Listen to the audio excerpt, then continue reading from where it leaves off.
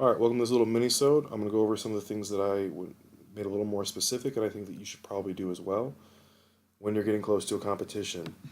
The biggest thing is in the actual training, I'm nothing but singles now. Now, I don't go to singles this early for bench, but I have already been doing nothing but singles for deads, but whatever, different video. The other major change is I'm no longer facing a mirror to squat, which I actually think is really smart. It teaches you to go by feel and then use your cameras to review everything. I think the mirror can throw off your depth perception and other things. So no longer using a mirror. SPD sleeves instead of my 5mm rock tapes, which for me is a pretty big difference, I personally think. Just walking in them, it feels like wraps almost. I threw my belt on kind of early.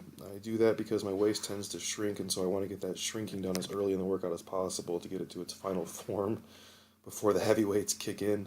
I think that's kind of smart anyways. If you're going to be using a belt for your workouts, you might as well throw it on early because it the whole point of a belt is to engage your core, and the whole point of those warm-ups is to prepare you and to be specific to your workout that day. If you're going to be using a belt for that workout, then use a belt for your warm-ups to get you prepared for the specificity of that workout. Specificity of that workout, whatever. Get the point. I still got to clean up some things. My walkout went to shit as the weights got heavier.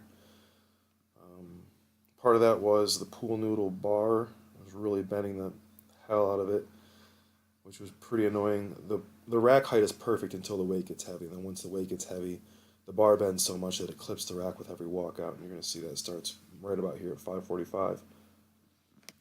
Mentally, I was prepared for my top set to be 545 or 565. I had no idea what to expect as this was my first singles workout. I had just hit 565 for a triple last Thursday, but you never know what happens. I was prepared for some hangover from that. But when that 545 moved like that, I knew we were in business. 585 was what I was going to consider kind of like, I was going to kind of consider that like that was an average workout. Anything over that, I'd say we're ahead of schedule. So this 585 moved really well, really good depth on it.